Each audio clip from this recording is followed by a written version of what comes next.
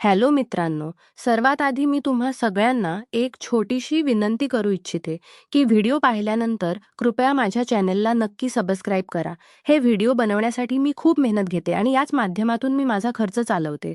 जे कोणी माझ्या चॅनेलला सबस्क्राईब करतील त्यांच्यासाठी मी मनापासून प्रार्थना करते की त्यांचे आयुष्य खूप सुंदर, समृद्ध, आनंदी आणि सुखी होवो. प्लीज प्लीज माझ्या चॅनेलला नक्की सबस्क्राईब करा. मी सीमा, मी 28 वर्षाची, लग्न झालेली, पण एकटीच राहणारी. माझा नवरा परदेशात नोकरी करतो. वर्षातून एकदा धंदा येतो. आमच्या गावाजवळच्या छोट्या शहरात मी एकटी राहते. घर सांभाळते, थोडेसे ऑनलाईन काम करते. दिवस कंटाळवाणे असतात. रात्री एकटी पडल्यावर मनावर विचार येतात. प्रेमस्पर्श कोणीतरी जवळ असावं असं वाटतं, पण मी कधीच कुणाशी बोलले नव्हते. सगळं बदललं होतं. ते भाऊजी आल्यापासून. भाऊजी म्हणजे माझ्या नवऱ्याचे मोठे भाऊ राहुल भाऊजी. वय तळी 39चे, उंच, काळे भोर, मजबूत शरीर, एष्टी. त्यांचे लग्न झालेले आहे, पण त्यांची बायको मुंबईला राहते.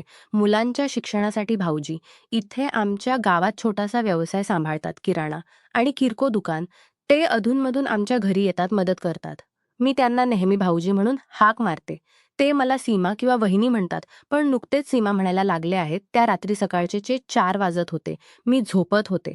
अचानक दारावर हलका आवाज आला. मी घाबरून उठले. मोबाईल पाहिलं तर 3:55. कोण असेल यावेळी? मी दाराजवळ गेले. डोळ्यात झोप, मनात भीती. कोण आहे? मी हलक्या आवाजात विचारले. सीमा.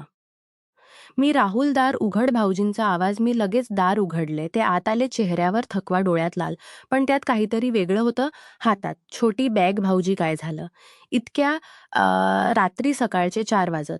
ते आत येऊन सोप्यावर बसले. मी पाण्याचा ग्लास आणला. ते प्यायले. मग हलक्या आवाजाचं. मन नव्हतं. बायकोशी भांडणं झालं. फोनवर बोलताना काहीतरी वाईट बोललं. इथे येऊन बसावसं वाटलं. तुला त्रास होईल का? मी डोकं हलवलं. नाही. काय हरकत नाही भाऊजी, तुम्ही विश्रांती घ्या. पाहुण्यांच्या खोलीत हंतून घालते. ते माझ्याकडे पाहत राहिले. त्यांचा चेहरा थोडा जवळ आला. सीमा, तू एकटी कशी काय सांभाळते? सगळं नवरा परदेशात. तू इथे कधी एकटेपणा येत नाही का? मी खाली पाहिले. मनात एक विचित्र लहर उठली. येतो म्हणजे भाऊजी, पण काय करणार, सवय झाली. ते हसले आणि हसण्यात एक वेगळीच उबदारपणा होता.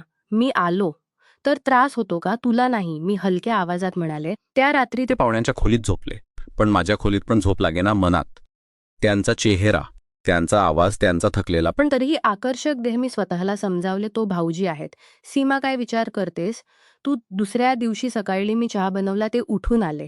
केस अस्ताव्यस्त, टी शर्ट आणि ट्रॅक पॅट. शरीराचा आकार स्पष्ट दिसत होता.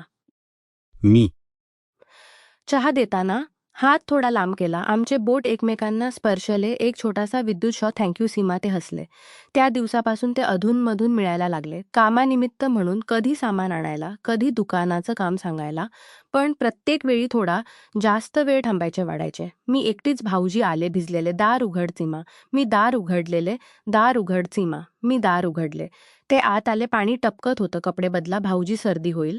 ते माझ्या खोलीकडे गेले. मी नवऱ्याचे जुने शर्ट आणि लुंगी दिले. ते बदलत असताना मी बाहेर उभी होती. पण मनात विचार, काय दिसत असेल त्यांचा देह. ते बाहेर आले. ओले केस, शर्टच्या वरचा बटन उघडा, छातीचे केस दिसत होते. मी खाली पाहिले. सीमा, तू का लाजतेस? आम्ही एकच कुटुंब आहोत ना. ते हलक्या आवाजात म्हणाले. मी हसले. हो भावशी. ते जवळ आले. तुला एकटेपणा येतो का? सांग ना. मी काहीही बोलले नाही. हात एक ठेवले. रडू नकोस, मी आहे ना. त्या स्पर्शात माझ्या अंगात एक हात वेगळीच उबदारपणा पसरला. मी त्यांच्या डोळ्यात पाहिले. त्यांच्यात काहीतरी होतं. इच्छा, प्रेम, की फक्त सहानुभूती. हळूहळू आमचे संबंध बदलू लागले. एक रात्र पुन्हा सकाळचे 4 वाजत होते. मी झोपले होते. दारावर हलका आवाज आला. मी दार उघडले. भाऊजी यावेळी. त्यांचा चेहरा वेगळा होता. डोळ्यात एक तहान. सीमा, आज झोप येत नाही. तुझ्याशी बोलावसं वाटतं. मी त्यांना आत घेतले. आम्ही सोप्यावर बसलो. मी चहा बनवला.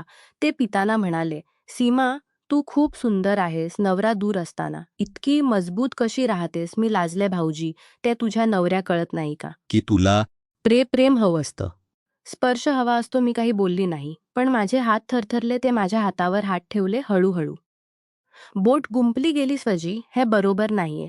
मी हलक्या आवाजात म्हणाले. सीमा, प्रेमात बरोबर चूक नसते, फक्त भावना असते. ते जवळ सरकले. त्यांचा श्वास माझ्या गालावर, मी डोळे मिटले. त्यांचे हट माझ्या कपाळावर टेकले, हलका किस झाला. मग गालावर, मग हळूहळू ओठांजवळ. मी थांबवले नाही. त्या रात्री आम्ही पहिल्यांदा एकमेकांना घट्ट मिठी मारली. फक्त मिठी. पण त्यात किती भावना होत्या. माझ्या मनात विचार, हे चुकीच आहे. पण एवढं का बरं वाटतंय. दुसऱ्या दिवशी सकाळी ते गेले.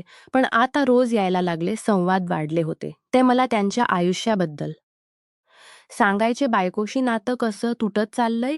एकटेपणा, मी माझ्या एकटेपणाबद्दल सांगायचे. हळूहळू आकर्षण वाढलं. एक संध्याकाळ आम्ही दोघेही जेवण करत करत होतो. मी स्वयंपाक केला होता. ते म्हणाले, सीमांत तुझ्या हातचा स्वाद अप्रतिम आहे. मी हसले, भाऊजी तुम्ही रोज येऊ लागलात तर मी रोज बनवेन. ते हसले, मग मी रोज येईन. जेवण झालं. चित्रपटात रोमॅन्टिक सीन आला, मी लाजले.